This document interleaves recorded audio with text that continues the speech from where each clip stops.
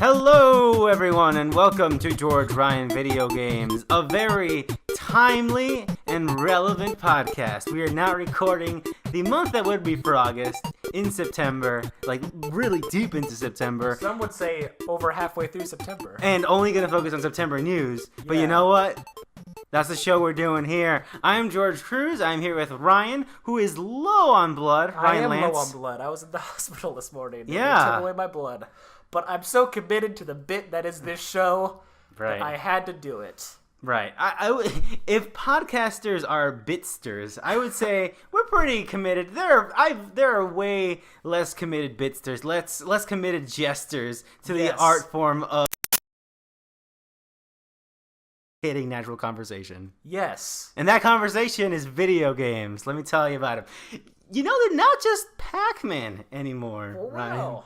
I was more of a Pong kind of guy. You know, get the little paddles, go back and forth. I don't. It's so realistic. No. It's like real tennis, except I don't have the anxiety of going outside. That's true. Anyways, looking back to the month of August, and we usually...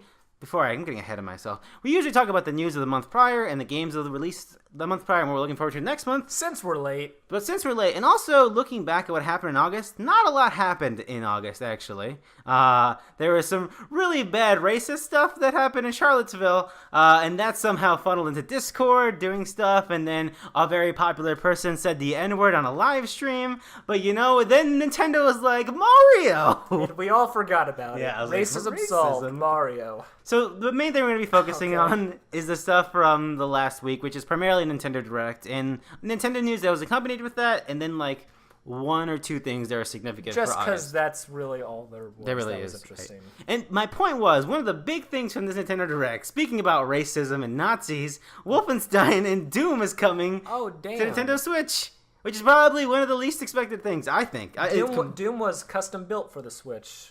I imagine. I'm really excited. I literally just watched in 1 hour video watching every port of the original Doom and explaining why each port was significant. Really? And I'm excited for that same guy to break down what makes the Switch version significant. That'll be interesting. Because you'll probably get a Switch this year from what you keep we'll saying. We'll see, man. I don't know. It keeps money is a thing. That'd be a good like you deserve it Christmas present to yourself. It would. Here's the thing, and Ryan. I feel like you would also, if you had a Switch, you would probably buy Doom again. Right. Me, known Doom liker. George, I enjoy Doom Cruise. Yes, over exactly. Here. But the thing I was gonna say, did they say the word Nazi on a Nintendo stream at any point in that? I was at work watching, gotcha. So I was kind of like. It's more like I saw that and I was like, oh, okay, and then I got back to what I was doing. Specifically, Wolfenstein, not the New Colossus, but not the New Order, but the New Colossus. The sequel is coming out in 2018. It's not going to meet its launch with the PS4 and Xbox One versions. It'll come out later. Likely because it's also being custom built for the system. Right, probably. Yeah. I wonder if they're giving it to a second party or if they're building it in house. If you imagine Bethesda wants to keep working with Nintendo, maybe you'd want to give them to the first-party studios to like actually mess around. Specifically Doom, because I think Doom on PS4 and Xbox One is a pretty impressive thing as it is. I doubt it'll run at 60 frames per second on Switch. I'd be impressive. It'd be an impressive piece of ingenuity if they get it to run at that. I know they said that it'll come with everything except for the level editor, I believe. The snap map's not going to be there, right? Okay, yeah. But multiplayer, which I was surprised, multiplayer's gonna be on there. Multiplayer, yeah. You'll have to download it. It won't be on the cart, but you can download it once you have the game. That's a new trend with Switch games right now. With NBA 2K. NBA 2K, yeah. You get the game and then you have to a required download. Right, it's like another piece of the data. It's weird, yeah. Switch. So yeah, make sure you get a good SD card if you have. It's almost as if they should have added more data more space on that Switch, huh? Yeah, I don't know. I get why it is, just because... And it's actually part of that and in the card sizes, because it's a custom card. It's not an SD card, and they can only fit... I think maybe 32 might be the biggest. I know they have like two. They have like a normal one and then a super-powered one. Yeah. That they charge developers more if you want to get of that. I think what's weird about that is because Nintendo is like known for like... No Nintendo game is like huge in that sense. Like the Xenoblade games are like that, but for the most part they're all like weirdly small in terms of like gigabytes and stuff. Like Mario is only 6 gigs. Mario Odyssey, they said that. Jesus Christ. Yeah, which is weird considering you have to download 13 gigs to play a... Zelda's pretty big, but again, that's an exception to the rule. Yeah. Yeah, I think it was like 13 gigs for NBA 2K. Yeah, which is still... Oh, yeah. For like an add-on, that seems quite a bit to me. It also seems like the NBA thing. It's weird. We're in a weird. There's a lot of the same discussions that we had around the Vita are having on the same discussions around the Switch. Where like whenever an indie game gets announced, when is this coming to Switch? It's always a thing, and every indie developers mentions when they announce a game on Twitter. And with like big like AAA releases, like, oh, can this come to Switch at some point, even if it's like a few months late? And it's like, yes, but we have to custom build it, and we have to. Like, you have to download more data on the side. Which I'm excited that's happening to a system that I own. Right. I know you've always been very excited about every Vita port and... Right. Every indie game that's on Vita, I was like... Well, every indie game announced, I was when people, when's it coming to Vita? That's how I feel about Switch right now. I'm very excited for a lot of... And there's some specific games that I want to see on Switch that I don't know will come out because I think they're a little too obscure. Like the Shrouded Isle. Have you heard about that game? I think I heard of it, It's that weird, like, almost Game Boy Color looking thing where you're, like, in a cult...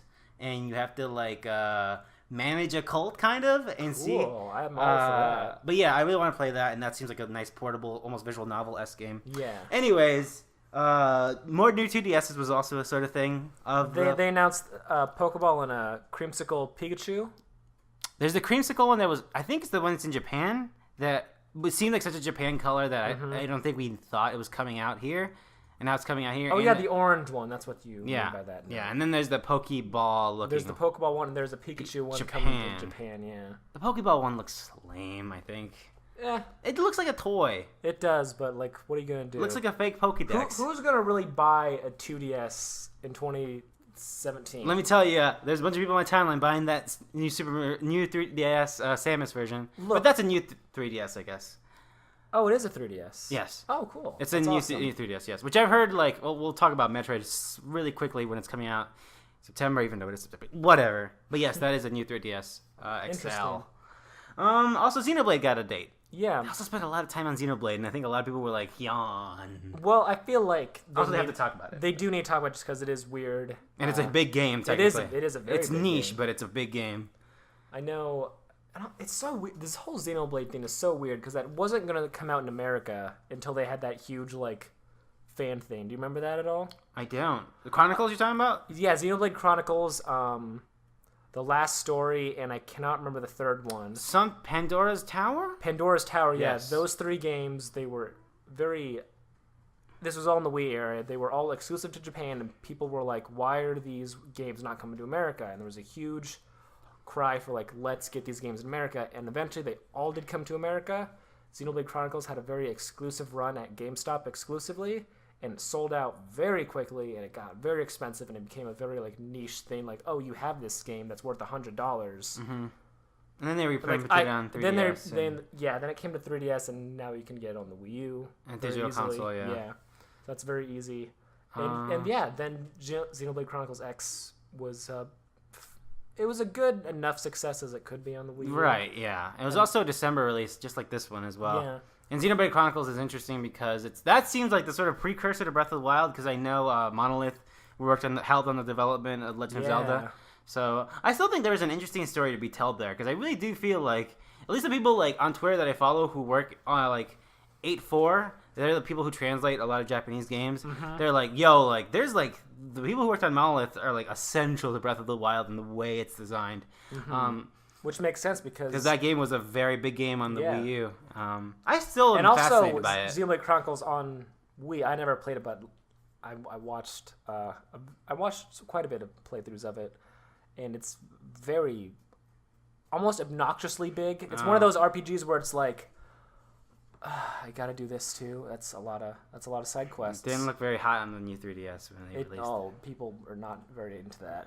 And then with the Shulk Amiibo, you can look at models. I still have a Shulk Amiibo, and I don't know what the hell to do. Why'd you get a Shulk? I don't know. Just because like you thought it'd be a niche thing? Yep. Oh wow, neat, cool thing. I'm like, I don't care about this kid at all. Who's is this Skull? Is this Schmitty over here with his magic sword or something? And one of the last news from the Direct, one of the last big ones, there's a lot of smaller things. Atlas is releasing games, and their Minecraft came out to the new 3DS. That's weird. Which is a thing. A new Pokemon trailer came out, didn't show anything interesting. Pokken is still coming out next month, I guess. I don't know who's excited for that. I know one person that I follow, and that I'm kind of friends with, who is fucking over the moon for Pokken Tournament. I mean, I'm glad, because, like, that's a cool game. Someone likes that game. That's a cool game to have, but, like, I bought that on the Wii U thinking I'd like it, and I really didn't. If nothing else, it's a 3D fighter on the go on Switch. And that's awesome. That's pretty cool. But the game's just kind of boring. I think, like, the whole aesthetic and look of Pokken puts me kind of to sleep. It feels clean and not fun. And I don't like how the Pokemon look. They look weirdly real. Like, Gengar looks almost like a jade diamond, and, like, Lucario and, like, especially Charizard, his skin is like... They remind me of what they look like in Brawl, kind of. Yeah, I don't know. Because I think Brawl went for that look a little bit, too. Yeah. I don't know. Like, Charizard looks very, like, lizard-like, and, like, I get that's what he is, but I'm used to him looking like a cartoon character, and it's too real. It puts me off. Also, the game's not very good. Yeah, well, you know. Which I feel like I was a little hype on it at first, but... No. I think I was certainly interested earlier because it was made by Bandai Namco. Yeah. And it shared the Tekken name, kind of, in Pokken. It's nothing like Tekken whatsoever. So, yeah, I think, but... Yeah, that was most of the... There's a lot of small stuff in there. Small news that made me happy was that Shin Megami Tensei Strange Journey Redux is coming to 3DS. Cool. Which is a remake of Strange Journey from the DS. That's cool. Mario Party, the Top 100. Oh, man. A game that... Like, everyone's saying this, but that should be on the Switch. No one's gonna want... It's Mario, but also it's Mario Party without all the bullshit. It's just the fucking shitty minigame. I heard they've said in, like, descriptions there are board games, but they haven't shown any. Which is weird. Like, the idea behind, like, a Mario Party with all the best bits in it is, like, the minigames and the boards, because the boards are essential. Because that's where the... Because, like, the games, like, you can be a little slow up the games, but what makes Mario Party is the bullshit. I was playing Mario Party 2 today with my friend, and every time the star got respawned, it was right in front of her. What map did you play? We played Spaceland, yeah. Oh, fuck that thing. Fucking giant. She wanted that one, so I had no choice. Fucking Star Toad. Yeah! Yeah! That Mario Party music, that plays in my nightmare. Just... And then it's all like, oh, who's the hero? It's fucking Yoshi. And there he is again. Look at him go. Anyways, Mario Odyssey looks good. Yes, they announced the bundle. So very good looking bundle. I like that's 4 SKUs out. Yeah, I like the color on the Joy-Cons. Red, solid red, dark red. Nice little carrying case as well. It comes with a download code for the game. $379.99. Pretty good. So yeah, I guess they are charging you for the case on that price, huh? Because it's $2.99 a Switch. A game is $60. $60, and then for the case, yeah, it's not a free, I guess, whatever. So yeah, that means there's the Splatoon bundle, the Mario bundle, and then the classic blue and red and the gray ones.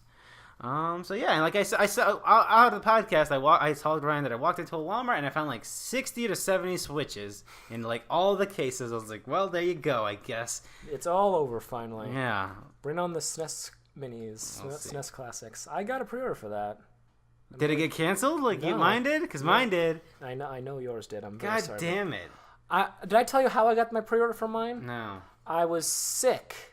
And I was up all night barfing, and then I got the notification on my phone that it went live on Amazon, and I was like, "Oh, okay," and I did it, and then like the next morning I forgot, and I didn't check until like a week later. I was like, "Oh, cool, that's awesome." Were you better the morning after? Not a lot better, but you were tired at the very. I was tired. Yeah, I think the thing is I was just tired.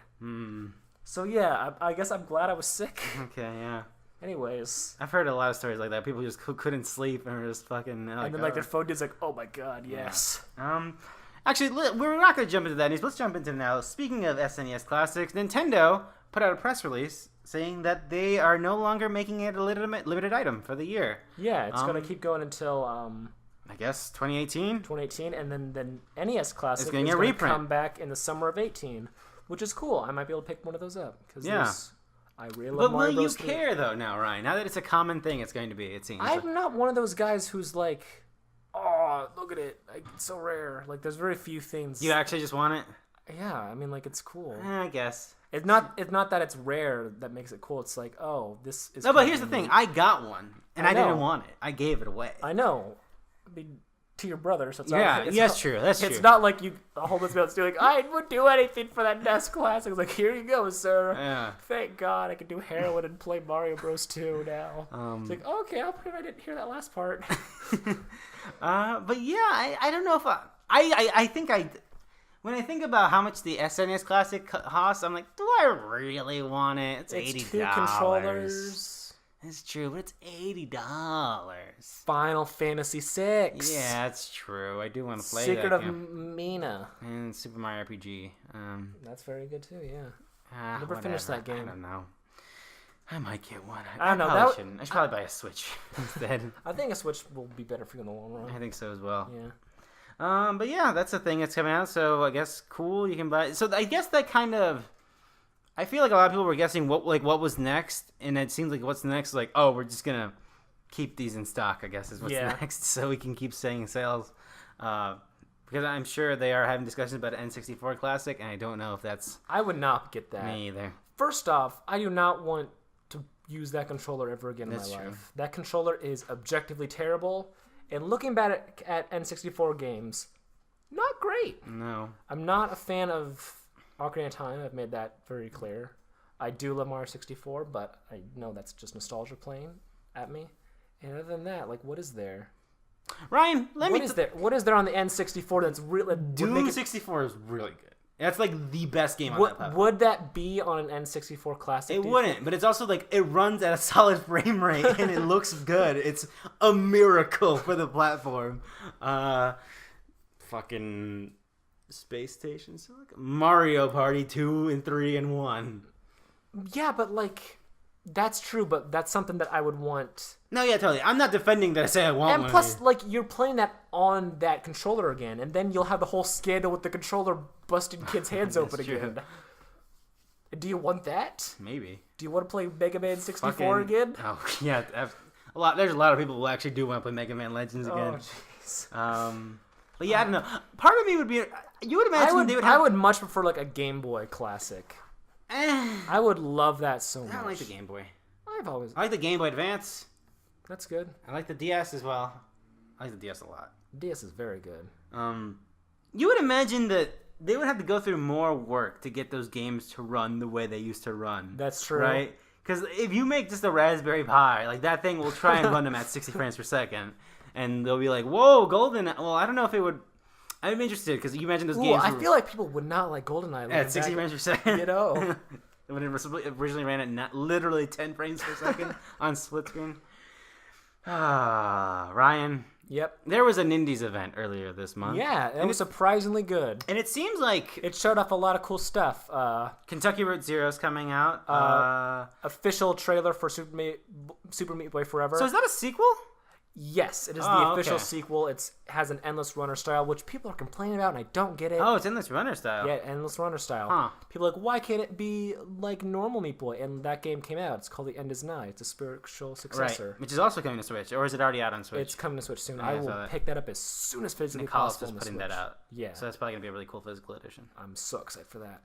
But yeah, I've always loved Meat Boy. It's really good. It's pretty good. And I'm super excited for Forever. It looks very pretty. That's on the Switch. I wonder if they got the original composer back for this game. Because, I'm assuming so. Because they ported it to PS4 and Vita, and... It didn't have it?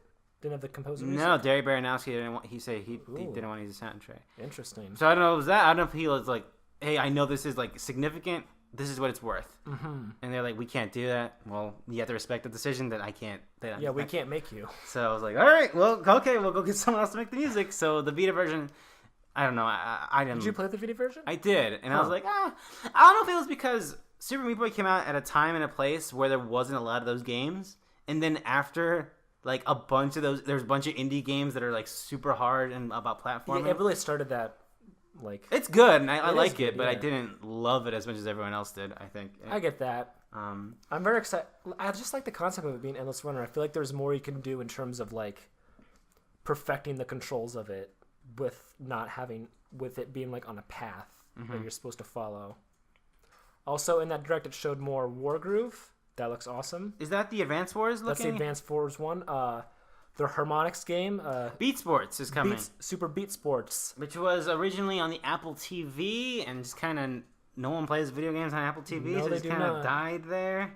Side note, the Apple TV, the Apple event, Oh, right. it showed off a game Oh, by right. the Journey developers. That game company's new game was announced. I totally forgot. And it's for the Apple TV exclusively, no, right? it's first.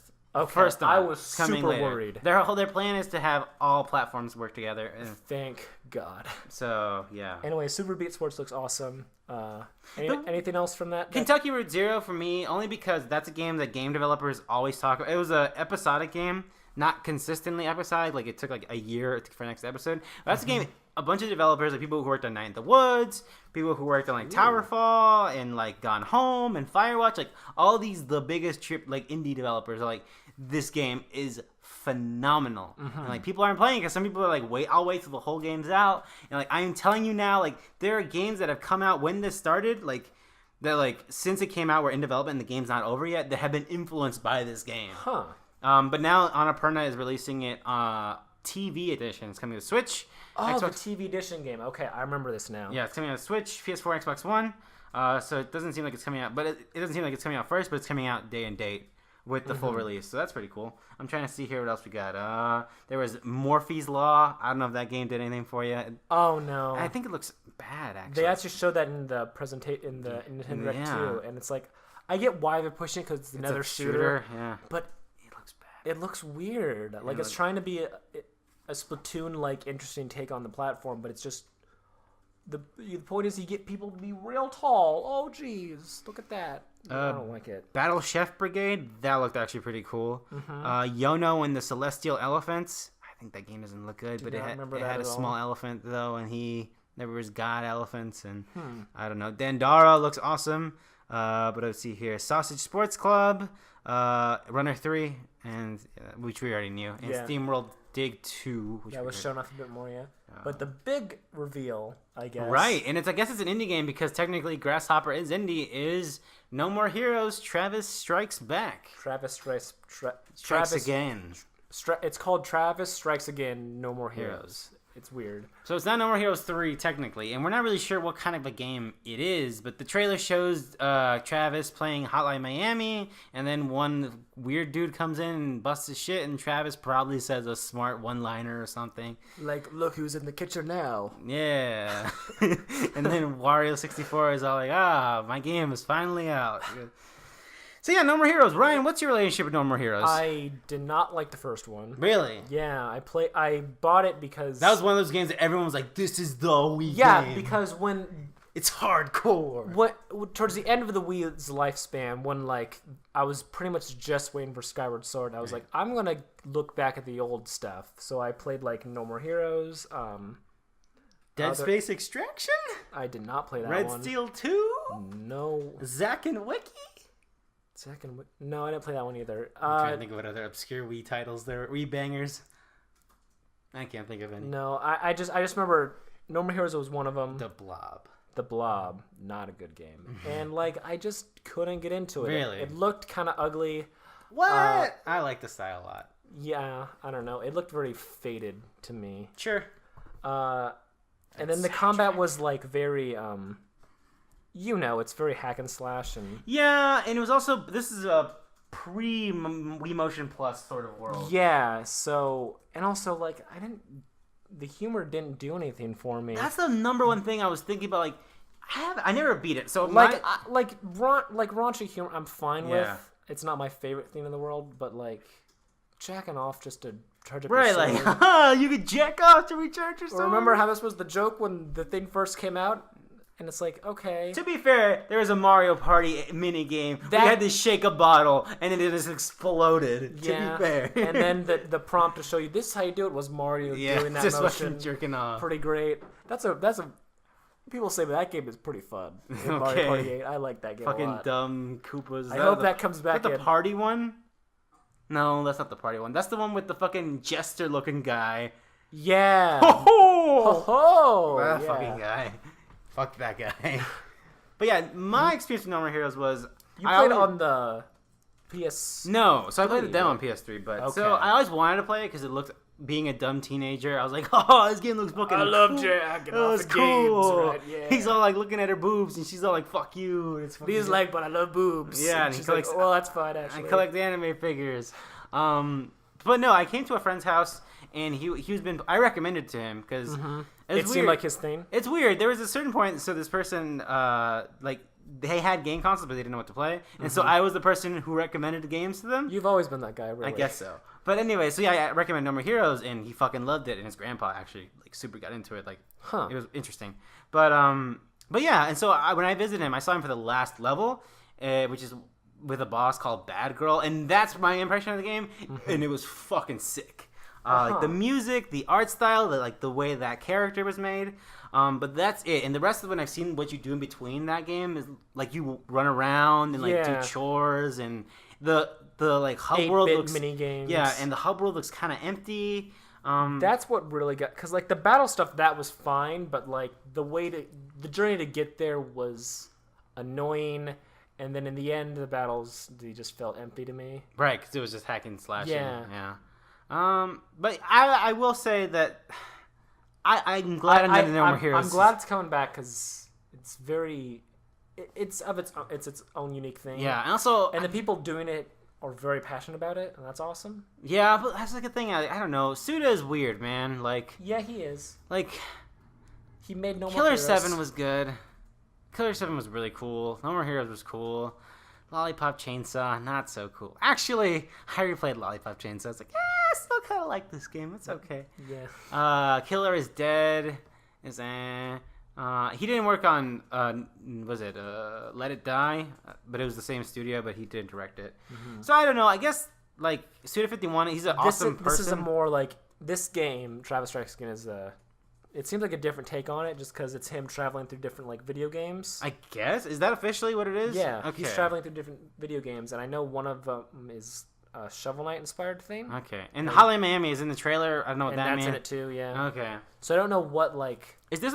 And it's exclusively on Switch. Huh. I wonder if this is sort of a thing where like, if the indie community is involved with this. Obviously, if Hotline Miami is directly I think Yacht Club is helping.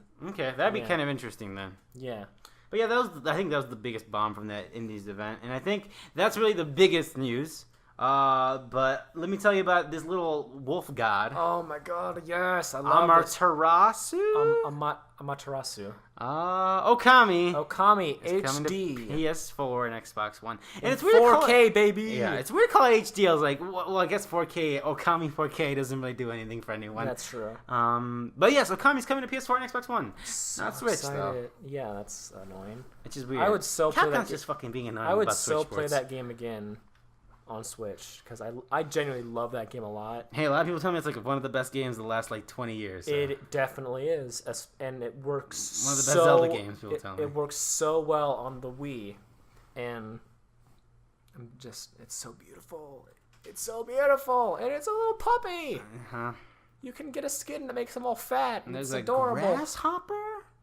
Yeah, there's a little grasshopper-looking man. And he's like horny. No, you're thinking of a different guy. There is a horny guy. The grasshopper guy is like your Navi in the game. He just shows you around. And then the horny guy is like Okami. It starts in like this village, and there's like this hero who's like, I'm so strong. And I'm not a pervert, but he's totally a pervert. Oh, okay. And a whole bit throughout the game is like Materasu saves the day, and he just shows up in time. He's like, I did it. And sometimes he'll help a little bit. Oh, okay, gotcha. He's like a bit. He's a very good bit. He's a very well written bit. I genuinely love that game so much. I don't know. I kind of want to get it for the PlayStation 4, but it feels so Nintendo to me. I guess so, because you played on Wii. Yeah. So here's the weird thing. Here's the fun thing about Okami HD. So Okami HD was developed by Hexadrive. And the weird fun fact about that game, at the point was useless, is that it was developed for 4K. Like Like they made the game. The game is if there was some way to get a PS3 to output in 4K, the game would output in 4K. Huh. So like the game is actually just running at 1080p, but like it had the possibility. It can run 4K. It's weird. It's kind of like how the GameCube can run 3D games, but there's no way to flip. No one made games for it.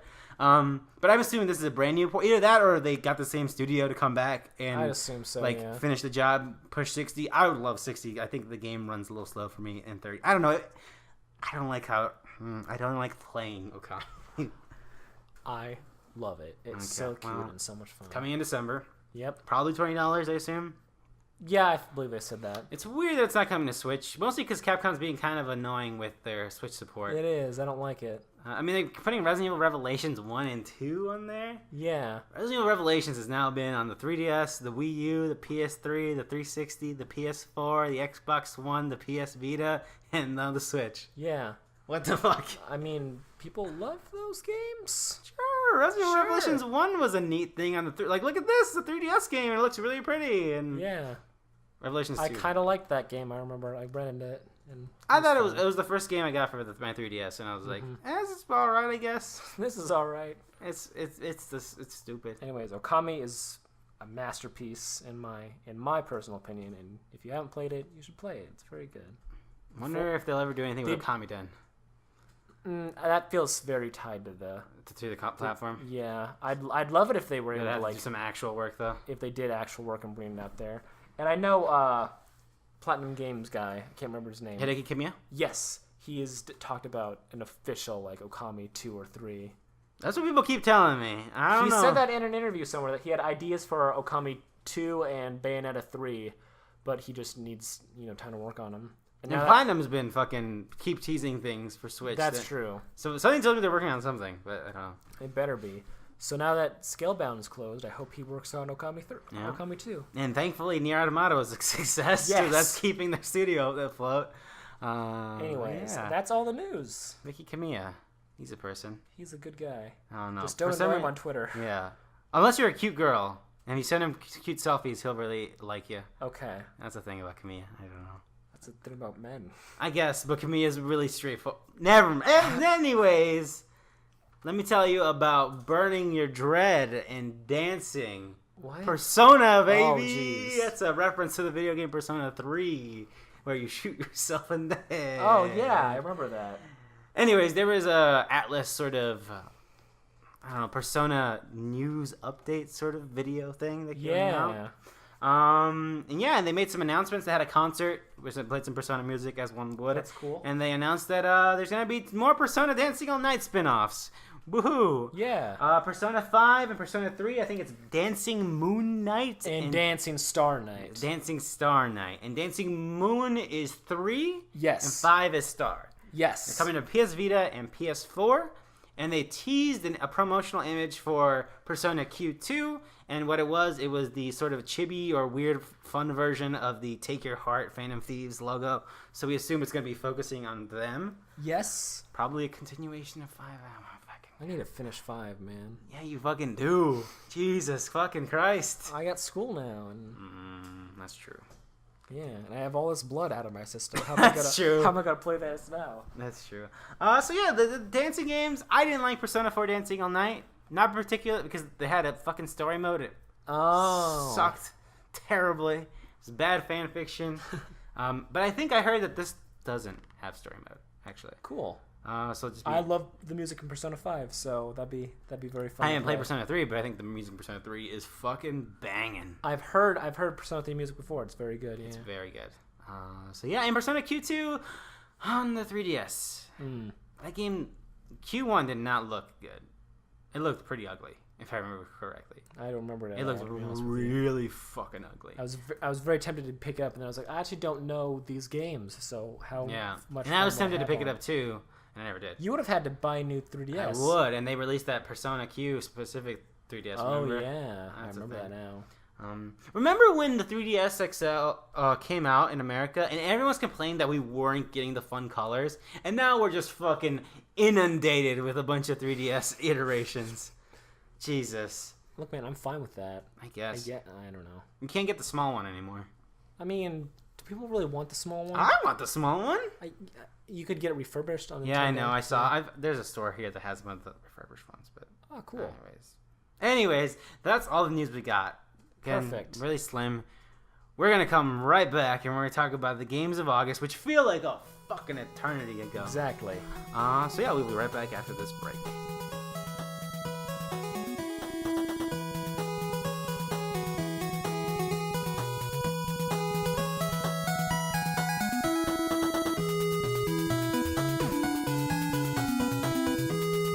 We are back We are. with Both video of us. games from the month of August. And a little bit of September? Not really. I think so. No, I have one. One I have here. one. I'll get to that one. Did Miitopia come out in August? No, came out in July? Like July, but I played it in August. That's a game I played. Tell me about Miitopia, Ryan. I think I told you that game looked really cool, but you were like, it's on a 3DS. Who fucking cares about that? Yeah, I saw a Let's Player I enjoy upload a video of that, and I was like, you know what? Actually, I'll give it a go. I played the demo, and the demo is actually like it's like the first world. It's really quite a bit. And of the it. save carries over to the final game. Yeah, which is awesome. So if I do decide to pick it up again, I'll be able to keep all my stuff. $40, right? I believe. Yeah. Okay. Unless you want a physical edition, they are much more expensive. So yeah. Is they really? Yeah. Is it rare? Very rare. Oh Jesus! If I wanted to buy a course. physical edition on Amazon, it's like $80. Holy fuck! I know, right? Ridiculous. What the?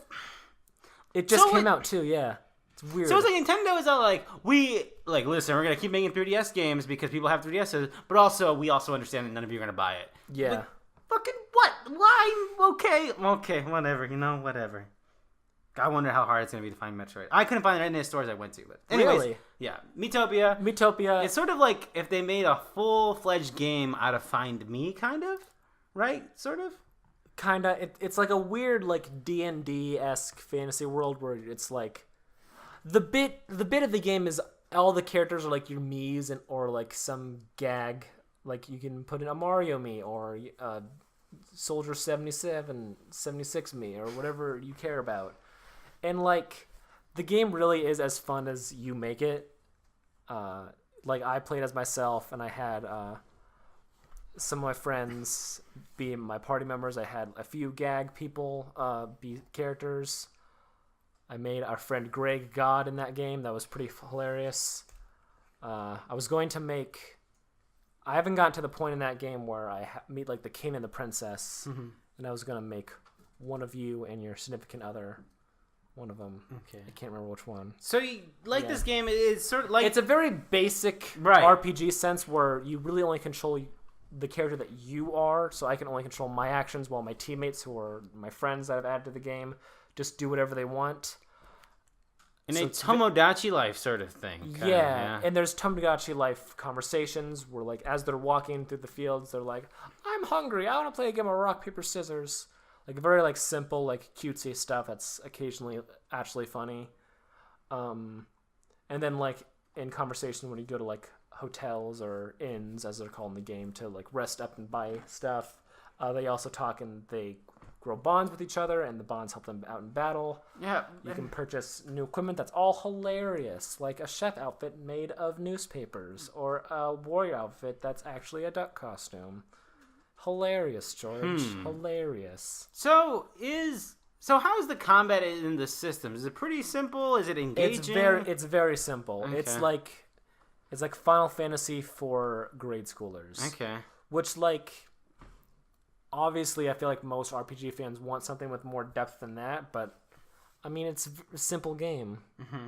And it's not supposed to be this like in-depth thing. It's just supposed to be fun. I just wonder if it has like. Do you know how, on average, how long it takes to beat a campaign of that game? I'm not super sure if you sped through it I'm all. gonna look it up right now. Okay, I know there's multiple worlds, and I know in each world you pretty much remake your whole party, which is weird. Like basically, when you finish a world, the party you have all gets taken away, and from what I've read, you do not get them back. You just start over with new people. Which I think might get annoying, like if you're playing that with like your friend, and like your friend is your partner. It's like 30 hours. 30 hours. That's not bad. That's long. Yeah. No, it's longer than I expected, I guess. What, did you expect like 20 or? I expected like 8. Oh, really? Whoa. I guess it's just a full-fledged RPG sort of thing, but it's just with Mii's. With Mii's. It's goofy. It is goofy. Okay. So yeah, if you just want a good swell time, you don't want to spend $80, download it in the eShop for $40. It'll probably be cheaper. I wonder if this was one of those games. I think Miitopia is one of the games that went on cheap during the fucking Amazon Prime Day hullabaloo. I think it was. Because I know Hey Pikmin was also one of those games. Man, so someone got Miitopia cheap. I'm really upset I was at work and couldn't do that day. Let me tell you, if you live in Omaha, the Target nearest has it for $40. Oh, awesome. So no. 2 Targets. Just don't buy it on Amazon. Actually, like 3 Targets have it. So I think you have a better, if you go look for your retailer, they might have it. Because it's still a niche sort of game. Mm-hmm. Well, that's cool, Ryan. That game seemed really cool. I'm glad you're giving it a shot. It's a fun, light game that you can play, in between or, waiting around at school. I expect that game to show up on some weird people's Game of the Year list, because I know some people really, really had a fun time. It is very charming, and if you're a big fan of that Nintendo humor, which I am personally, it works. I have no blood in my body. So sad. That weird voice. Weird voice. That's not in there, thankfully. Oh, it isn't? It's not. No. Oh. They just do text bubbles of them I wish I had a cat. Huh. Actually, that's do you want to do a push-up competition, and then they work out aggressively a One Punch Man kind of thing, super intense. That's cool. Very silly. Tell me about Agents of Mayhem. No, you want to talk about not silly. So Agents of Mayhem, let's talk very lightly. I only played the first hour of this game, but Agents of Mayhem is the next game by Volition, the developers of Saints Row. It is the sort of successor to Saints Row, because Volition sort of put themselves in a corner with Saints Row. Mm-hmm. 4 was you have superpowers and you're pretty much God now, and there was no trajectory there. They hit the creative ceiling. The only thing you could do is bring them. They lost their powers. I don't know. I think Earth exploded. Yes, Earth exploded in Saints Row 4, and they had to go to a virtual reality. And then Satan came out, and Satan took them to hell. And then it's whatever. I like Saints Row. You do. 3 and 4 specifically, but then something happened to Volition. A lot of people who worked on Saints Row 3 and 4. They used that on their resume to be I'm really proud of those games.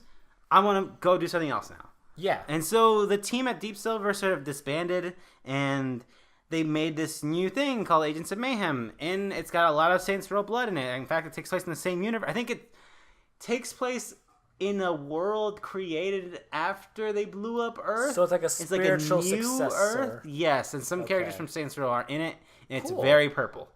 I think it's the same. It has a Saints Row logo, but it's weird.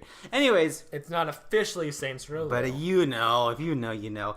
Legally, we can't say this is Saints Row 5, but we all know. So, what we have with Agents of Mayhem is this game where you play as assortment of hero characters, but it's a single player focused game. It's not multiplayer, which is a weird thing, because you play as 3 characters at once. You just switch out during the fly. And we have this sort of competent action game that doesn't really know what it is. There's a lot of stats and stuff, and it's also kind of Overwatchy, but it's also kind of Saints Row still, but what you're doing isn't very interesting, and it's also kind of Crackdown-y. It's very, you're jumping around really fast, and, the physics it doesn't feel realistic. And from what I played, I thought that was competent, but a lot of people said, it gets old very quickly. And the thing I've noticed is that the writing is not as good as it once was. The jokes fall flat a lot longer, a lot more than they actually succeed, and some of them are pretty bad. What kind of humor are we talking here? I don't know, man. Nothing you want to say on a podcast? South Park humor. I do not like South Park humor. I think some of the writing when they have conversations is interesting, and also the cast is really diverse. Mm-hmm. You can tell, they specifically, I don't know if it's the team, they got a bunch of new kids from Chicago, because they're in Chicago, but the cast is really diverse, and some of them, when they have conversations, it's really fun, but when they have their one-liners, it comes across as bad. I'll meet you in the kitchen later. That's a callback joke. Yeah. But yeah, it feels kind of forgettable, I think, is the biggest thing with it. It's not a very good name. Agents of Mayhem? No. Sounds like a video game. It sounds like something you play at an arcade where it's Agents of Mayhem. Yeah. And as you're walking down the aisle, it yells at you. It's okay, fine, I'll play you. Yeah. Are you a bad enough dude? to enlist in the Agents of Mayhem? I would say I am, yes. Please. So yeah, that's Agents of Mayhem. I think a lot. I don't know. It kind of bums me out because I like Saints Row a lot, and I think Volition is genuinely cool, but I don't. Didn't have that spark in it. No, I don't. No, I don't think so. And also, it's published by Deep Silver, and I don't know how the fuck Deep Silver makes money. Because they put this out, and they put Might Number 9 out, and they put Homefront the Revolution out, and they were going to make a Dead Island 2, but then the developer, they ditched the developer who was working on that, and now working on it with a new developer. That's always I don't know how sign. they make money. So... Tell me something that did make money and that you are actually passionate about. Not Sonic the Hedgehog. Oh. Sonic Mania. Okay. Is the thing that came out that I was really looking forward to. Yeah. Probably some would say one of my most anticipated games of the year. You've definitely said that before. I Yeah. did say that. And yeah, it came out, and man, it's been a while since I played it, and so that classic 2D Sonic feel was back. Yeah, so for those who don't know, Sonic Mania is a game created in 2D in the classic sense of Sonic Genesis. It's taking bits from Sonic and Knuckles and Sonic CD and some things. I would say mostly Sonic and Knuckles, Sonic 3D, and Sonic CD because those are the most modern Sonic games. Mm-hmm. And taking levels from the entire series and remixing them as well as adding new levels, and is being developed by Christian Whitehead. I forget it. I know his pseudonym, which is Taxman. I don't know his actual name. But his company Headcanon Games in Pagoda West. It's sort of made by this giant community who really love Sonic and have made fan games, and they finally been able to make an official Sonic game. And so you can tell that there's a lot of love in it, and there's a lot of reverence for the series and a lot of things Sega. And yeah, I played a lot of it, and I think it's fantastic. I think it's the best Sonic 2D game ever made. But at the same time, I think it's still kind of rough in that Sonic has always been rough. Like the design of Sonic, and like you'll die for reasons like that doesn't seem fair. How could I have seen that when it was going so fast? Yeah, I played this a little bit at your wonderful apartment / our recording studio. Uh-huh. And yeah, that's how I felt. It's the same way I feel about like all 2D Sonic games. Like they just don't do it for me. Mm-hmm. I don't know. Like I love hearing people's hype about it, and I love like hearing like the development stories around it, just because these people are clearly passionate, and they made something that looks very pretty. But man, do I not like that classic Sonic feel. Yeah, or the modern Sonic feel. Or Sonic in general. I do not like Sonic the Hedgehog. Sonic Forces, though, is only $40. It's weirdly tempting me, just because it comes out at a time where... Comes with that sweet Persona 5 protagonist It does! skin. Which is weird. I like the mask. When it's all... I don't know. Yeah, the mask is got the cool part. Normal human hands. Normal human hands. That'd be awful if Sonic took off his gloves and it was just a normal That human Persona hand. one doesn't have gloves. I know. It just has hands. It just has hands. Terrifying. But yeah, so I think it's a great game. I think the music's phenomenal. I think it looks great. But I still think if you had complaints with old Sonic games, those are still going to be here. That being said, I think most of the game is made in a way that it understands what came before it, and it understands what people who like Sonic, what they expect, and because seeing people who never played Sonic play this game was fascinating because I was like, yo, this is how I felt when I was a little kid. And I'm not saying it as a bad way, but it's just interesting to see people like... A new perspective on it, the wheels turn. How the fuck do you play a Sonic game? Mm-hmm. And I was like, why can't I go up to this thing? Oh, you can spin dash and do that. Well, how do I spin dash? Well, you press down and B. Well, the game didn't tell me that. Mm-hmm. I was like, well, I guess that's true, huh? And like... Sonic games are very... The 2D ones are very like... You have to know them already to like really play them, which is part of why I don't like them. Yeah. Because, like, you see someone play a Sonic game, and, like, they're very passionate about it. You see it's like, wow, this looks so, like, fluid and beautiful. But then you play it and, like, what's happening? There's so many things, and I don't understand how to move right. I don't like it. Yeah.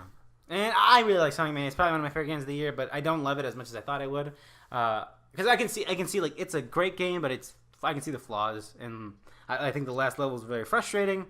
I think a lot of things are frustrating about it, but I also think that like a lot of stuff is wonderful. I think the Studiopolis level is incredible. But yeah, that's Sonic Mania. You know what? Franchises that keep going. They'll never stop. Never stop, even though starring they said Tom Holland himself. Even though they said they might stop. Uncharted: The Lost Legacy. I'll talk about Uncharted: The Lost Legacy very quick because I only played the first hour again. Oh wow! But there's a new Uncharted game in the year 2017. Yep. Even though there was one that came out last year, and hey, there's a new one and it's fully fledged. It's a full-ass Uncharted game. At first, it was a DLC, and then Right. it became a full thing. Yes. Because people were like, everyone will not stop asking us for more Uncharted. Right. They just gotta keep climbing those walls. I love it so much. So yes, this is Uncharted: The Lost Legacy. It is a straight up After 4. You play as Nadine Ross and Chloe Fraser of Uncharted fame, and they're going on an adventure. And This time it's serious. What do you do in this game? Uncharted stuff. Oh, that's not interesting. Like there are some. So the interesting thing about it is that there's this giant open area, and from that area you can choose where to go, what thing you want to climb. And it's also Uncharted, so it looks fucking gorgeous, and it's really impressive that people made this game. But also still Uncharted, so it's a lot of shooting dudes, and it's a lot of climbing rocks, and it's a lot of investigating things. And someone saying is like, "What?" I was like, "Well, you." I was like, "Ha ha!" Classic joke. Classic that guy over there. Look at him go. A lot of banter and bits, and I think it's actually well written. I think it's interesting because you can tell that there's a different. It's not written as if like, okay, we have to do a DLC or after story. It's more of like, oh, they actually cared about this. I was also seeing a game that's not with Nathan Drake and his fucking stubborn ass be the main character of a game. Well, I think I can do it this way. Yeah. You're crazy, Nathan. Yeah, You'll exactly. never do it. You're never about anything. Well, I've already done it. Yeah. Oh, shit. That being said, I also think it's still more Uncharted, and there's a moment in the game where, so you're in this open area of the game, which is the biggest changes in the series, I think. Like, it's like, you tell they're experimenting with having big areas, probably for Last of Us 2. And so you go to this big area, and there's this central tower. You climb that in the tower, it'll show you the 3 places where you can go. So you go over there, and Clay goes up there, and she's like, I can go over here. She writes down her journal. All right, so we got to go over there. And I was like, what if I didn't go over there? What if I just stopped playing the game right now? Because I don't want to climb any more rocks. I'm good. And so that's how I play Uncharted. If you want more Uncharted, this would probably be... That's fair. Would probably fit the bill for you. I don't know what to say other than that, though. I think it's cool they put it out for $40. And it's a full-fledged fucking Uncharted game. I think that's really cool. But you're just personally just sick of Uncharted in general. And, yeah, that's all I gotta say. Before we go to the next game I was going to talk about, Ryan, I'm talking for way too much. You want me to go to my next game? Yeah, let me tell you about a game that I was so fucking over the moon excited for. Yeah, and same here. It came out, and I'm like, I haven't played it yet. You have played it, though. Tacoma. Yes. By Fulbright, the makers of Gone Home, one of our personal favorite games. Yeah, and it's been a hot minute. Gone Home came out in 2013, and Tacoma was Yeah. Yeah. And it was announced in... Tacoma went through some stuff, though. Right. Yeah, it was announced in 2014, and halfway through at some point during the development of that version of Tacoma, they're like, this doesn't work. You know what? Not enough lesbians. We gotta switch it up. Yeah. And so they did something else, and that's the game we have now. Tacoma 2.0. Do you like Gone Home? Well, it's Gone Home. Is it? Pretty much, yeah. Okay. It's Gone Home in a space station. You play as this. I can't remember the name of the characters because it's been a hot minute. Because we are. I know very Odin late. is the computer person. Odin's the computer, yeah. But you play as this girl who goes to investigate the Tacoma space station, where something has gone wrong. You're not super sure, so you have to go through the space station, go through each thing, record, look at logs, and gather information about what happened here, where the crew is, and just what's going on. So you pretty much start up, you get the Odin guy going. He's like, hello, I'm Odin. And you're like, all right, whatever. And the whole part of the game is you're going through these areas and you're looking at these recorded holograms of conversations that happened that slowly tell the story of what happened here and why everyone is missing.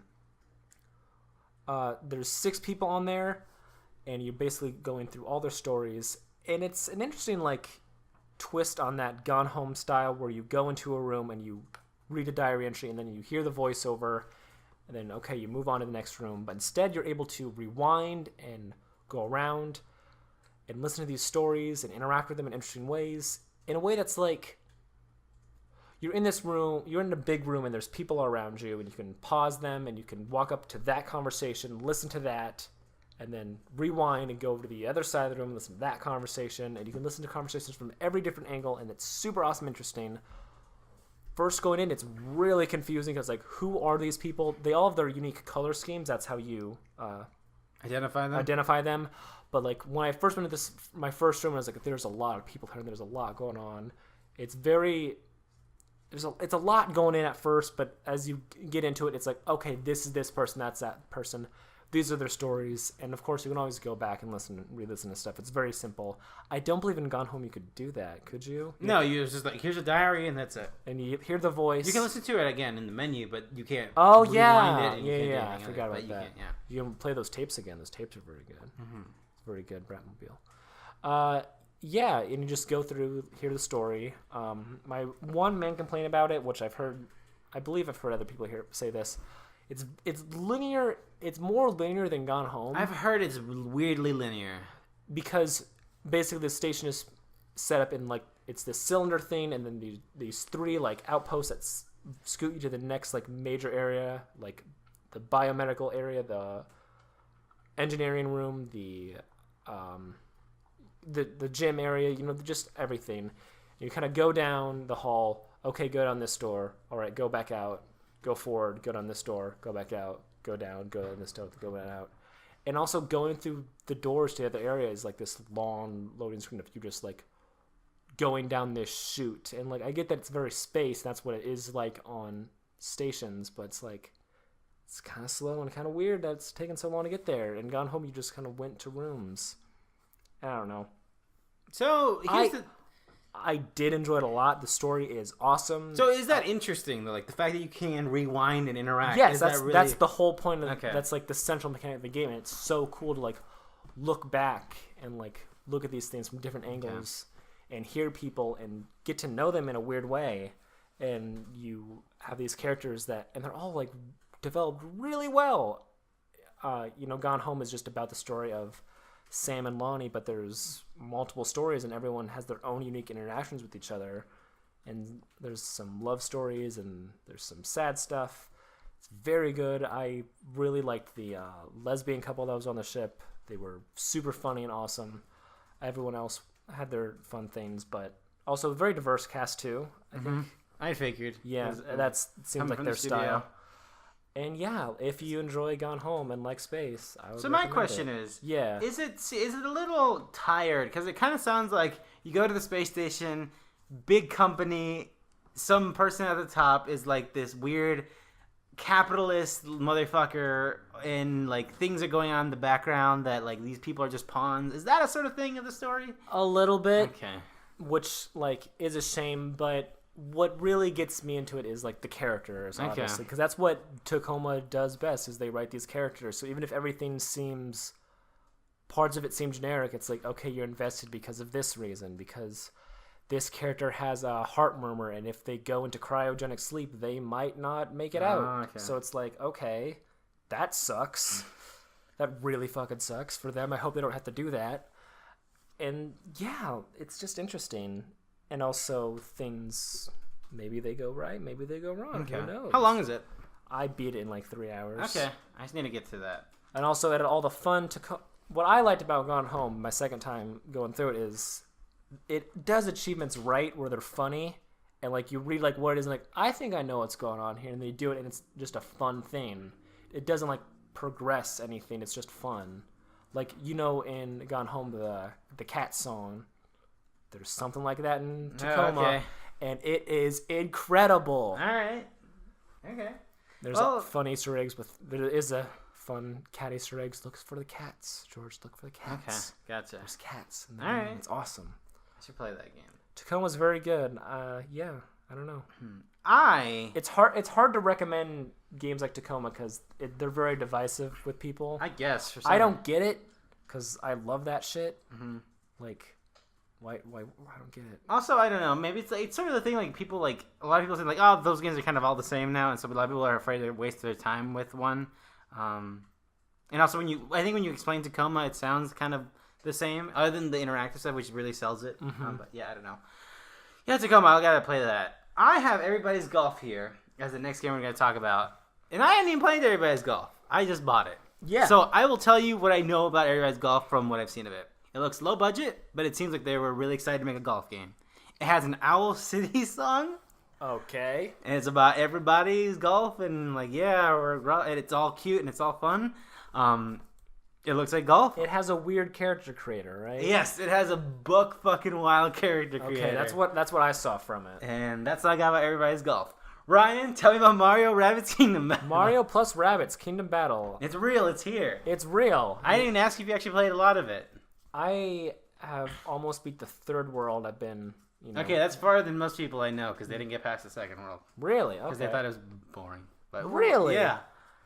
This game is weirdly charming. Okay. And I feel like I've heard people say this before, but Weirdly, because it's fucking Rabbids. The concept of Mario and Rabbids, it works weirdly well. Mostly because the Mario characters are like the straight men to the Rabbids, funny guys. And just because like their sense of humor is so weird and it's not as obnoxious as it has been in other games just because they dialed it back a bit. It works very well.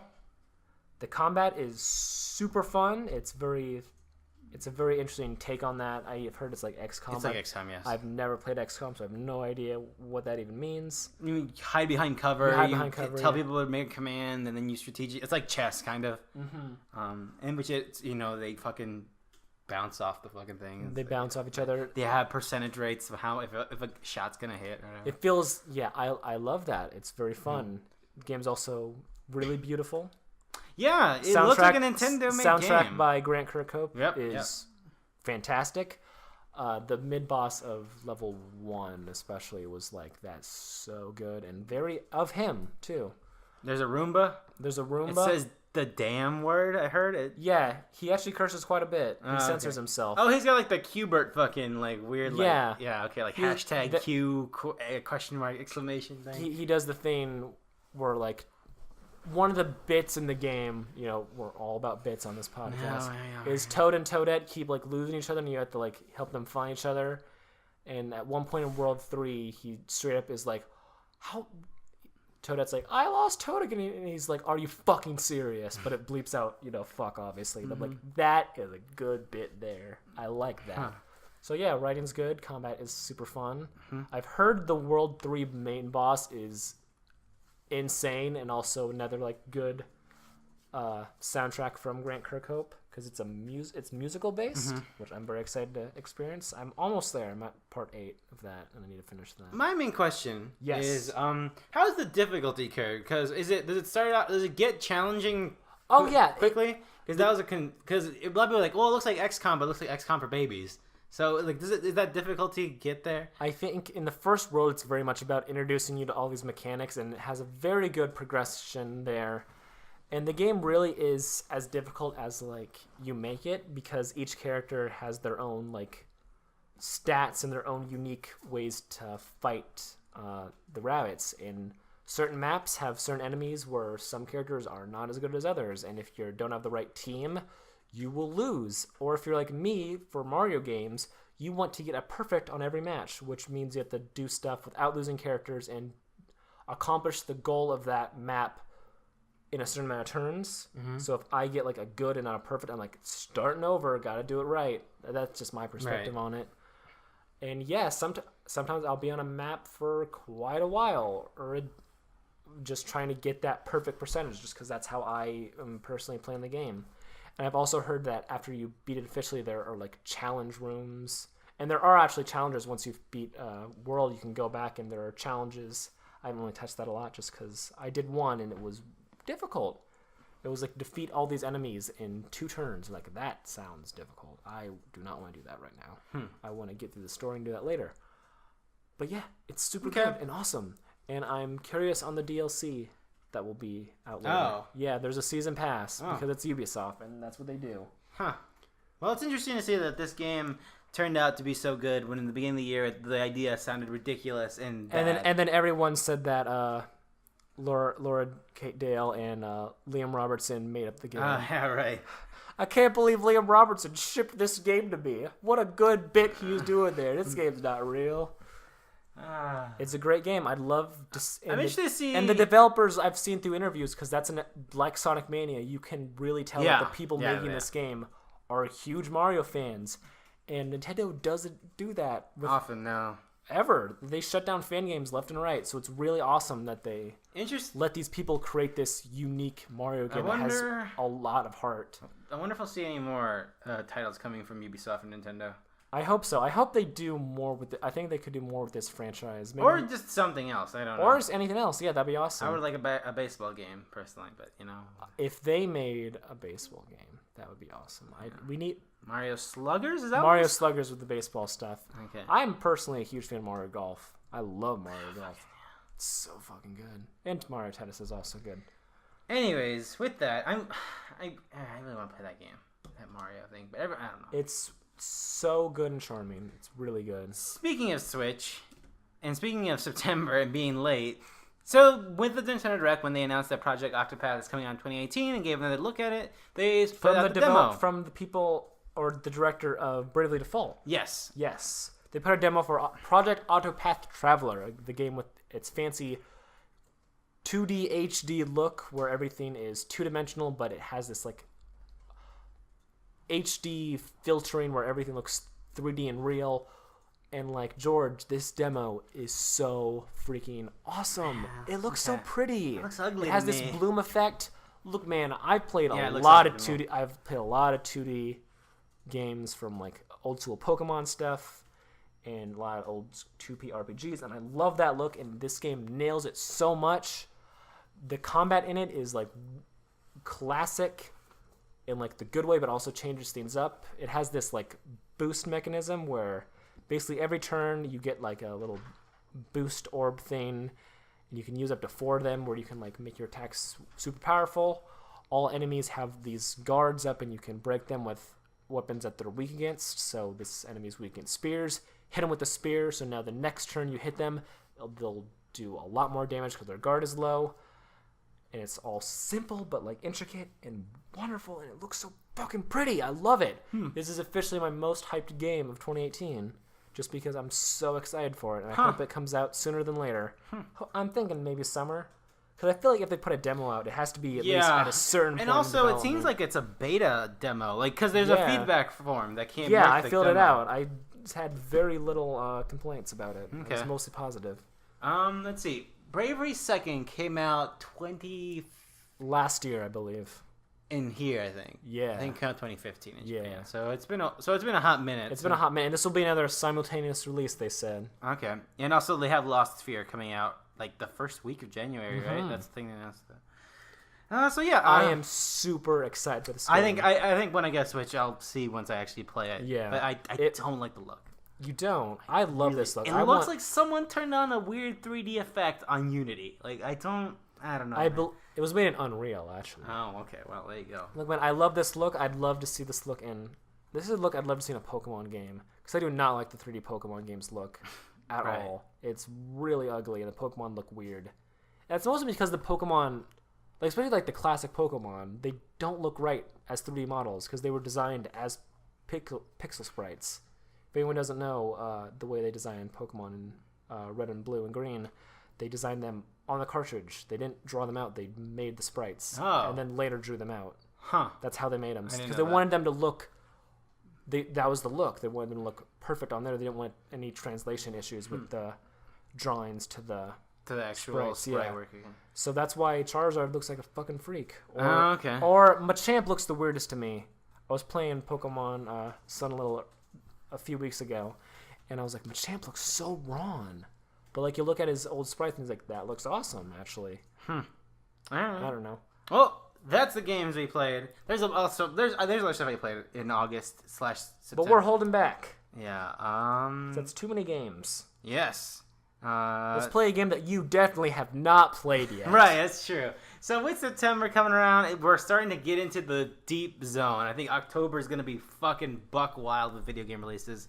So let's go off hot with the biggest release of the year.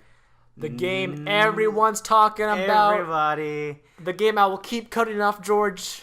Donald Trump was like, we don't want this game. It's bad. It's not like... But the people know Knack II. Knack II. Finally here. Back in Knack.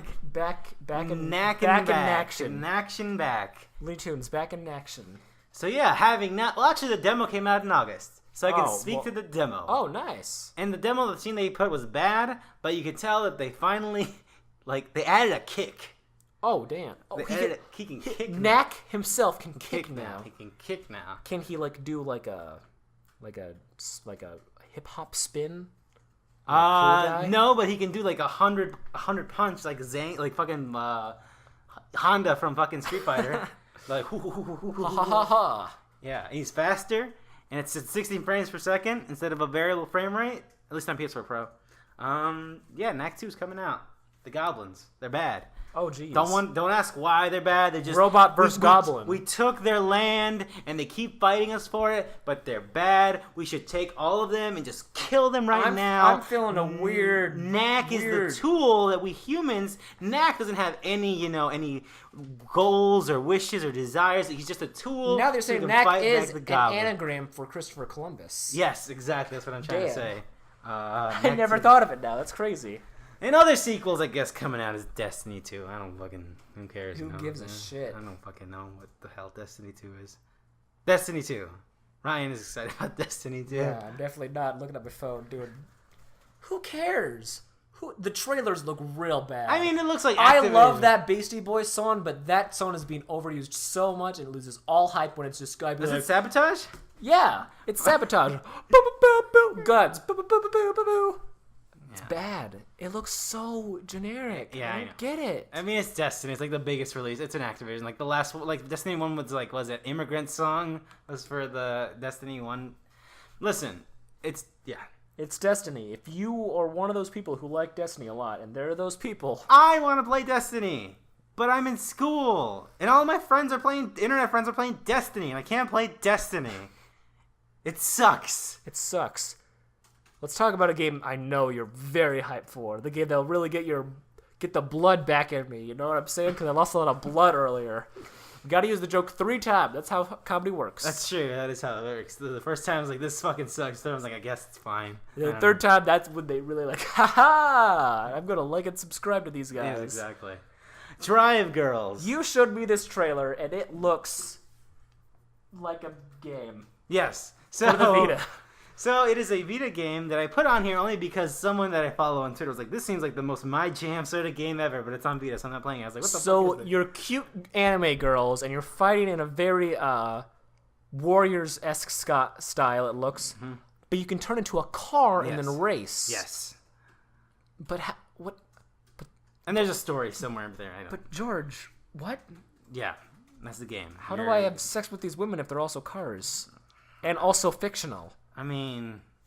This is my conundrum here. That's true. I also don't have a Vita yet. Also, it's a big game out on the Vita. I wonder if the Switch will be the home for these Japanese games once the Vita... God, I kind of hope so. Because these weird Japanese Vita games, they're so definitive to that platform. There's a game that was announced called Bad Apple Wars that's coming to Vita or something. I think it's a boy game. So here's the thing. People shit on the Vita for all the anime-related games, but here's the secret about the Vita. The Vita is the #1 platform for people who want games about cute boys and kissing them. Yeah. That's why the Vita is so popular right now. It has a wonderful touchscreen in that 580p or something display. 540, yeah. 540. You can kiss them anime boys however you want, because it's your life. You can do whatever you want, man. They keep releasing Otome games where you fucking date boys. Bad Apple Wars. Are those one of those virtual, it's just your boyfriend and there's no... Oh, not specific. It's like a visual novel, and then they're fucking have a troubled past or something. Oh, and it all works out in the end, right? Yeah. And they fall in love. It's beautiful. But that's why people like the Vita now. So there you go. You can shut up, but let people have their thing. Oh, absolutely. Yeah. I'm not shitting. I wish I could get into them, but I don't like visual novels that much. Yeah, it really depends. I don't know. Some visual novels have more to them. Like Dream Daddy has its mini games and stuff. But also, I don't know. I don't like visual novels. Yeah, me either. Also, I actually wanted to play Dream Daddy. There's some I like. I got Dangan Ronpa, and I played this indie game that I forgot to mention. And now that I think about it, I was going to mention it, and I completely forgot. But yeah, I like Danganronpa. Not Danganronpa. Okay. Speaking of Vita games, let me tell you. Actually, before I get into that, there's this indie game that I really want to highlight that's coming to consoles that I really like. Came out on PC in 2014. It's called Planet of the Eyes. He plays this little robot man. He's got a big eye, and he hangs out on this weird planet, and he's trying to find these little little audio logs and figure out what's going on. And it's like the pitch sounds so simple, but the music and the colors are really cool, and it's just a good, solid game, and it should be on Switch. I think it's a neat like platformer for $10 that you can get on Switch. Like, I think it's a neat game. I just wanted to give it a quick shout out. It's written partly by Will O'Neill, who wrote Almost Sunlight or Absolute Sunlight, something like that. It was a neat game about depression. Like, it was unbelievably well written. Like, it's probably the best writing about depression I've ever fucking seen. And this game's not about a depressed robot, or maybe it is. I didn't play that much of it, but it was really cool. Just want to quick that shout out. It's coming to PS4 and Xbox One. And also, Ryan, I need you to tell me all that you know about. Actually, can you pronounce that? What's the name of that game? Yes V? It's Ease, you fucking It's idiot. Ease is coming. There's a new Ease game. What do you know about Ease? Do you know anything about Ease? Not a little bit. Okay, so Ease is this, like, you know how, like, there's a lot of obscure Japanese games? Yeah, I love them. But then I love the idea of them, I guess. But then there's these obscure Japanese games that have always, like, they've had, like, this following for, like, ever, but they never, ever escape this niche audience. Even now, like, the most, like, poppin' Japanese, like year for games that are specifically made from Japan. Mm-hmm. Even Ease is still, like, this obscure thing. Really? Huh. So it's this action RPG game. It's been around since, like, fucking forever. I think the first game came out on, I want to say Sega CD. Wow. But it might have been the fucking Original PC engine. Okay. Which is the TurboGrafx in here. But And this series has stayed in Japan the no, whole time. it's been here, but, like, it's, like, every once in a while, you know? Like, it comes out. Like, sometimes we don't get like this. how Fire Emblem was for a little bit. That's a good way to compare it Yeah. to, yes. And it never, obviously, Fire Emblem had its moment where, like, now it's, like, the hottest shit. What it got anime, Yes. which is the weird part. Yes, sure. But yeah, Ease is exactly like that. Like, we got some versions, and maybe we got one with a shitty translation, and you're like, well, I gotta go fucking import this copy now to get the fucking. But yeah, there's a new Ease game, and it's a really cool action RPG. You play Is it for PlayStation 4? PlayStation 4 and Vita. Okay, cool. Yeah, it's like this super quick and super fast action RPG. You play as 3 characters, and you switch on the fly. It's really fucking fast and quick. Like, I'd imagine like battle systems for an MMORPG, but just faster. And, like, the verticality is really quick. It's this really quick game. And I wish there's a demo on PS4. It's a neat thing. If I had more time, I gotta try to download that demo. Then. If I had, like, it's sort of the game. If I had no responsibilities, I would play it. Yeah, but we're both college boys, and like, I would do that for, like, Dread. a lot of Japanese RPGs because I find them fascinating for some reason. I love watching them right now because that's what I really only have time to do. Right. Just watch people play them. Yeah, but like, I'm in between classes, or like I'm putting off reading a book that is giving me stress. But yeah, there's a new East game. That's the thing that's out. Well, it's coming out. Sorry, the demo's out. Is what I played. Yeah. Dishonored, Death of the Oyster. Nope, Outsider. I'm very far away. He doesn't have a lot of blood, folks. So yeah. You know. Oh man, the joke's even better the 4th time. What's Comedy Legends talking about? There's a new Dishonored expansion, and I feel like no one's talking. Because so in the time right now, it is out. We haven't played it. Because neither of us like Dishonored. Maybe I'll play it. I don't think so. But no one's talking about it. No one's. Yeah, it's weird. Dishonored came and went, didn't it? 2, yes. It was a critical. It was like a critical darling. But I don't think it sold well because that was the first. That was the second game after Doom, where they're like, we're not sending it out for review. And Doom had that, like, name brand, so, like, people would buy it anyway. But Dishonored was still very like it was a sequel, but it was a sequel to, like, a late PS3 and 360 generation not a game. lot of people really played. Yeah, much. like, it was a stealth game, so it wasn't really like a shooter or anything. And yeah, and I think it did okay. Dishonored 2 did. It just wasn't like a Bethesda. Yeah, and it's not like most Bethesda games where it sells way too many copies. And Dishonored 2, Death of the Outsider, from what I know about it, from Dishonored, saying a game is called Death of the Outsider, I know the Outsider is a specific, like, a major person in the machinations and story of Dishonored, and saying that it's called Death of the Outsider and we're killing off this major entity, like, It's like if the Zelda games all had Ganondorf, but you never fought Ganondorf. You just heard about Ganondorf. Like, oh, like this guy that we're about to fight, like he knows Ganondorf. Like he's like on this payroll. That's how Twilight Princess was. That's why I like that game a lot. And because in Twilight Princess, it's all about Xan's the villain, but you keep hearing about Ganondorf. It's like, I wonder if I'll actually fight him. Then you do in the end, and I thought that was awesome in that game. And so this one is like we're actually gonna. But so in the new Dishonored, you keep hearing about this dude, the outsider. And this is the one where like it seems like we come at him. You're gonna take him out. And What if he's just like a dude, just normal, just like the normalest dude? But the thing with that, it seems like the game you would make. If like I don't think we're gonna make a Dishonored 3, guys. So let's try and wrap it up in case we don't get to make another one. And so it's only $30, but also you kind of have to play the other ones to get the context of what it is. $30 for an expansion on a game. Oh, it's standalone. Oh, it's standalone. Yeah, it's standalone. Oh, that's why I'm also confused why people aren't talking about it. Like you can just go buy it without any. Like you don't need anything else. Oh no, that's bad. And no one's talking about it. And from what I heard from Patrick Klepper from Waypoint, Vice's gaming vertical, apparently they got code for Dishonored early. Oh really? So they might be going back. So they're like. I don't know what's going on. Thanks, guys. I guess. So no one, but reviews aren't up yet. So I don't Last time you just sent us a letter saying "fuck off." So I don't know. And it's out. Yes, it's out. And there's no reviews yet. No one's talking about it. Well, I don't know if it's because Destiny and Knack II. I think it's this next game is making people talk. Yeah, I think so. That's true. Actually, this was right. The game in question is Metroid, and I want to get it correct. Samus Returns. Samus Returns, not Return of Samus, which is the original one. Right. Yeah. So yes, not a great title, the original one, and then they flipped it, and it's a little better. Return of Samus is a pretty good name. I mean, it's the second game, and do people really care? Like, oh, she's back. Oh, cool. I didn't think she'd be back for the second one. I think if it was just Samus Returns, I think it'd be cool if it was just called. And also, Samus Returns works more just because of the context of what's going on. We're gonna editorialize, live copy edit right here. Okay. I think Return of Samus would have been a good title for this game and what it means for Metroid as a series now. Yeah, but they can't have it be that now. Right. It's just Samus Returns. I think Return of Samus is way more like grand and like the Samus Return of Samus. Yeah. Anyways. It's taken. Anyways. So yes, this is the game that was revealed after the Nintendo Direct at E3. Weird. Everyone was like, yo, guys, there's a new Metroid game on the stream. Wait, what? Guys, wait, don't leave yet. Stop with your fucking post-game talk. It was like, all right, so let's talk about Kirby 2018. Really excited about Yoshi, whatever the fucking yarn is. That Kirby game, the new trailer.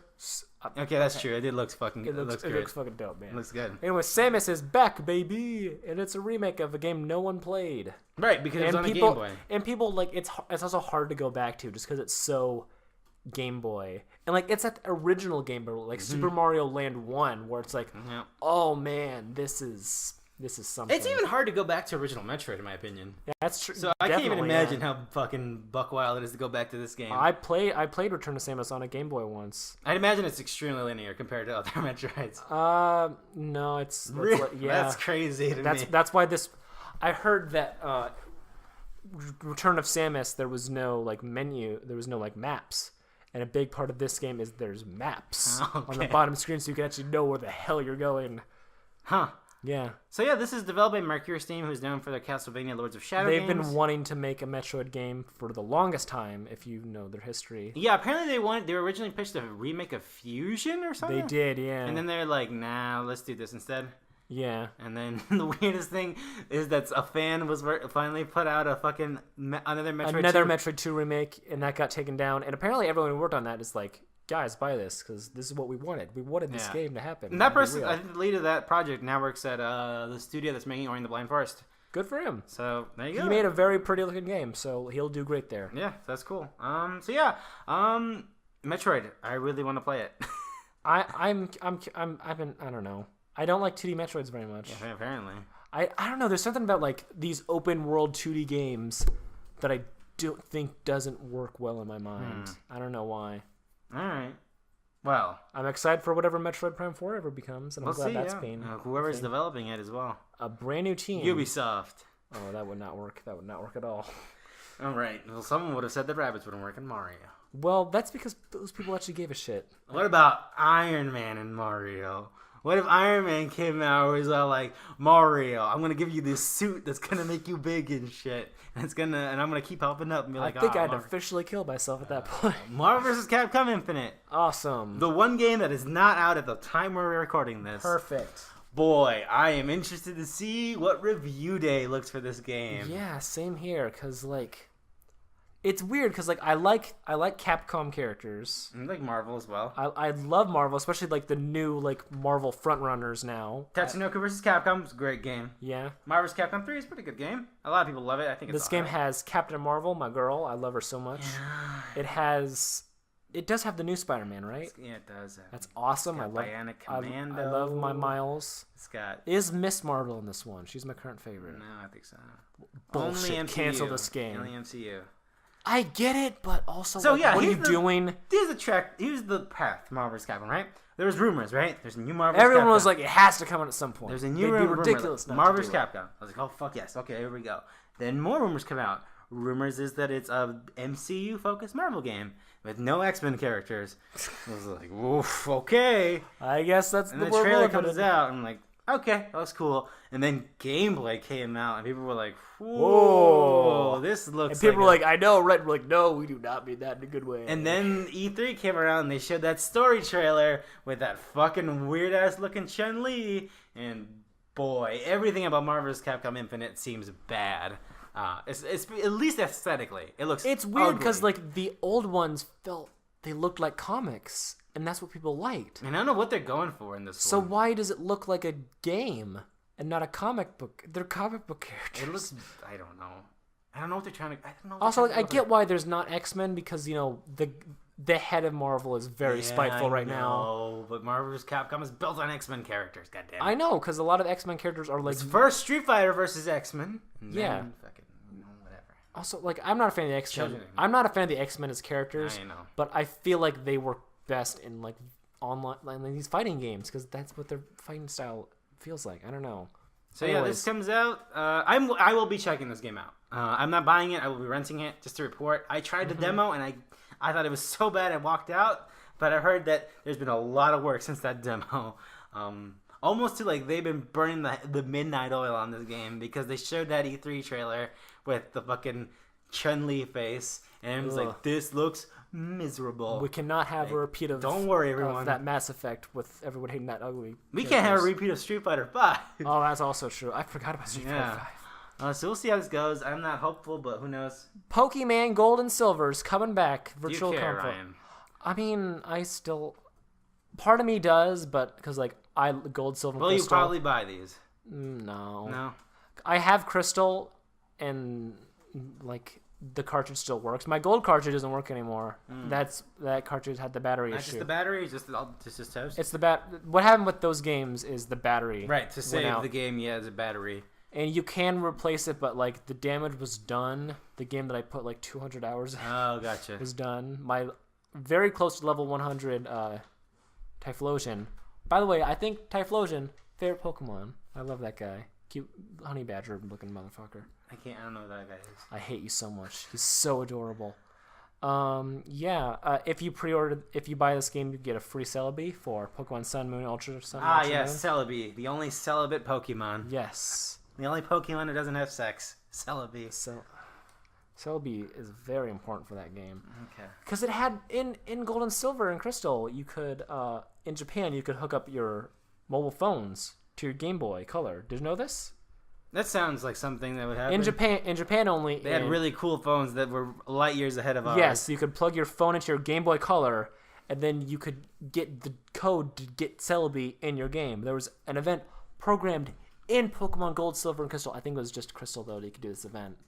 Celebi was, like, in Gold and Silver, though, programmed in. But the event was in Crystal, and you could go to this forest, and you could meet Celebi, because he's go through time, and Celebi is such a cool fucking Pokemon! It's probably not in this game, because why would it be? And also, I heard in, like, files, there's files for Pokemon Crystal in the eShop right now. Huh. Which is weird, like, why is this not also coming out? Because, like, it's the game. I don't know. Anyways, if you haven't played Gold and Silver, they're one of the best Pokemon games. Certainly better than Red, Blue, and Green. Oh, definitely better. A lot of people don't. Light years ahead. Yeah. Light years ahead. Anyways, More Speaking of Pokemon. Speaking about a game that we maybe trash talked earlier, Pokken Tournament DX is coming out. Who gives a shit? That one person I know. I know. Who's the new one? What are the new additions to this? The only new Pokemon is Decidueye, a Pokemon I really like. That's Rowlett's final evolution. Oh, okay. Archer Boy. Also, I like Archer Boy. I think he looks fine in Sun and Moon, but he looks rough in this game. I think because like his human proportions feel more weird. Because all the final evolutions in Sun and Moon have weirdly human proportions, and it freaks me out because they're Pokemon. Do you think they're gonna do anything like big? Do you think this is just a thing they're just putting out, kind of? They're like not doing any promotion. I think Nintendo really wants fighting games on the Switch because they're really pushing this esports. I think because thing. ever since that Splatoon they saw success with it, they've wanted to have some more success in the esports. And I think they definitely put a lot of time into Pokken. Because Pokemon was first teased around the time of X and Y. Oh, right, that's true. Yeah, and I think they put so much time into it, and I think the creators of Pokemon are just personally really passionate about it, and I think that's part of why they're going for this. Because it's looking like they didn't do much. They just remapped some controllers and added a character. Play online. I'm assuming it would keep the new servers up for a way to play online. Yeah. All right, Pokken Tournament. If you're into it, at me. I want to know why. Okay. Let me tell you about the game, though. Dangan Ronpa V3. There's a demo out right now. And let me tell you what. Here's the thing I hate about Japanese games. Okay. They are so fucking obsessed with spin-offs. And yeah. They do it so much that when you come back for like the main attraction, you don't know what the fuck is going on anymore. And that's the Kingdom Hearts. Yes, exactly. And that's the main thing with Dangan Ronpa 3. There's been spin-offs for Dangan Ronpa? There's been Dangan Ronpa Ultra Despair Girl, and there's been an anime called Dangan Ronpa 3 Despair and Dangan Ronpa 3 Hope, which are Dangan Ronpa 3 Despair, I think is a direct sequel to Dangan Ronpa 2, at least bridges the gap between what happened immediately after 2, and Dangan Ronpa whatever the fuck is a prequel to Dangan Ronpa 1. To be fair, Dangan Ronpa fans, for the most part, they've probably ingested all of this. I didn't. Well, you hate anime. I love Danganronpa. You're Jurge, hater of anime crews. God damn it. Anyways, Danganronpa 3. I hope I don't have to... I don't have a Funimation account. I don't know how I can access Funimation account even though I have a Crunchyroll account. People tell me that you can watch both things if you have a Crunchyroll account. I don't fucking... Get a Verve account. Do I have to link it? I don't know. I'm a bad boy with anime. Oh, you're one of those kissy man anime people. Yep, that's me. Shameful. So yeah, Danganronpa 3.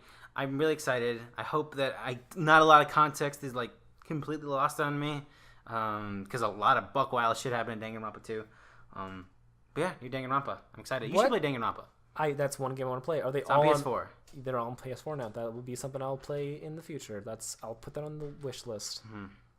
Anyways, you were saying something about me? How do you pronounce this next game? Oh, okay. Senran Kagura Beach Splash. Are you not familiar with Senran Kagura? Maybe? It's the ninjas who have big boobs, and when you fight them, their clothes come out. Yeah. There's been some 3DS games. You're familiar. Yes.